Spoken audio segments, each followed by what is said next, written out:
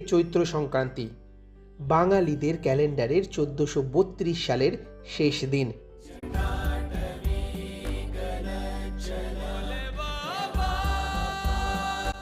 সৃষ্টি করেন ব্রহ্মা, সৃজন করেন বিষ্ণু, পুনরুদ্ধার করেন ভোলে বাবা।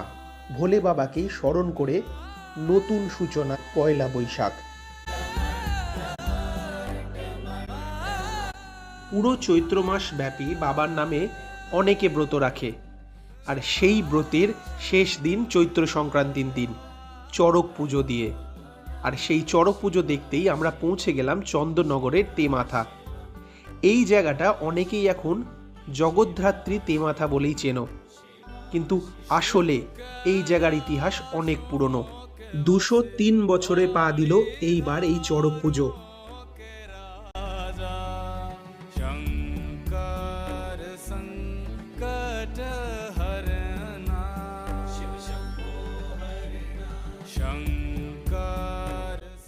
এই ব্রতের সারমর্ম ভোলে বাবার কাছে নিজের সমর্পণ। নিষ্ঠার সাথে সেই সমর্পণ ভোলে বাবা স্বীকারও করে। তাই এই রকম চড়ক পুজোর এত ভয়াবহ দৃশ্য, কিন্তু কারোর কোনো ক্ষতি হয় না।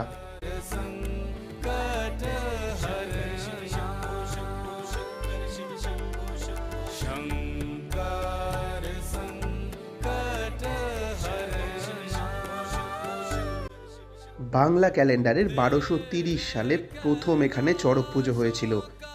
সেই ধারাবাহিকতা এখনও বজায় আছে এখানে। আর এই জায়গার প্রকৃত নাম শিবতলা তেমাথা।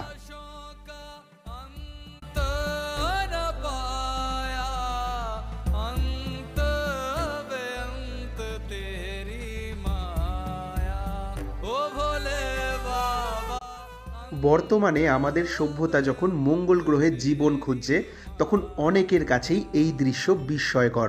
এক সময় আমিও সেই গণ্ডির ওপারে দাঁড়িয়ে থাকা মানুষের মধ্যেই একজন ছিলাম। এই অনন্ত ব্রহ্মাণ্ডের সব কিছু ব্যাখ্যা সম্ভব নয়। বিশ্বাসে মিলায় বস্তু, তর্কে বহুদূর। নিষ্পাপ ভক্তিভরা মনে বলা এই বাক্যের অর্থ বুঝতে অনেকটাই দেরি করে ফেললাম।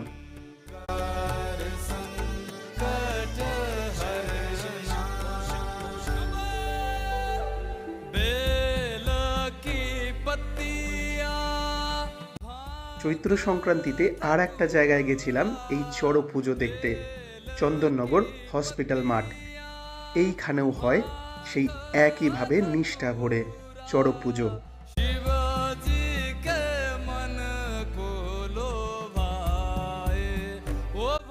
দেখে ভালো লাগে যখন আমাদের আজকের প্রজন্ম আমাদের এই ঐতিহ্য, আমাদের লেগেসিকে এখনো বজায় রেখেছে তাদের ভক্তির মধ্যে দিয়ে, শ্রদ্ধার মধ্যে দিয়ে।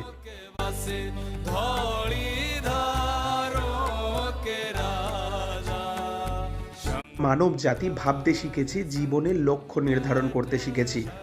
অনেকে জীবনে অনেক লক্ষ্য নিয়ে এগিয়ে চলেছে, কিন্তু সুপার ক্রিয়েটার যিনি আমাদের বানিয়েছেন প্রতিটা জীবনে একটাই লক্ষ্য নির্ধারণ করে দিয়েছেন, মৃত্যু।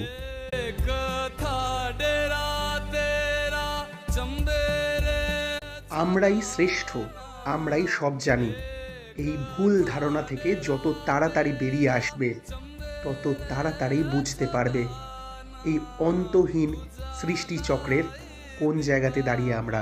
জীবনে জিজ্ঞাসা থাকা উচিত, কিন্তু সেটা সমর্পণের সাথে।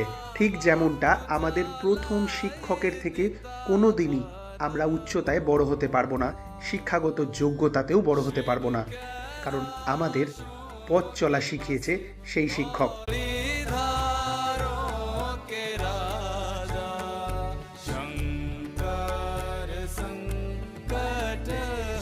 ভাবতে শিখে চিন্তাশীল হয়েও যারা সেই সুপার ক্রিয়েটারের অস্তিত্বের উপর প্রশ্ন তুলেছে, তারা প্রত্যেকেই আমার মনে হয় এক না এক সময় জীবনে বুঝতে পেরেছে যে আমাদের ভাবনার গণ্ডি অনেকটাই সীমিত।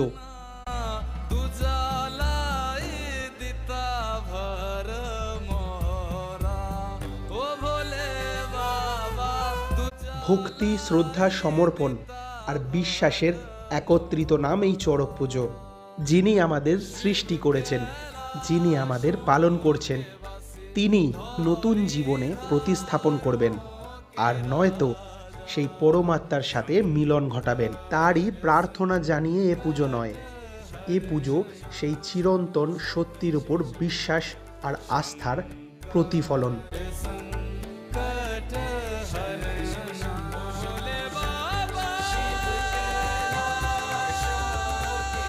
জীবনে কি চেয়েছিলাম আর কি পেলাম, এই চাওয়া পাওয়ার অঙ্কটা আমাদের বুদ্ধি বিবেচনা দিয়ে নাও মিলতে পারে, কিন্তু তার কাছে সেই হিসেব করার মতো বড় আমরা কোনোদিনই হব না।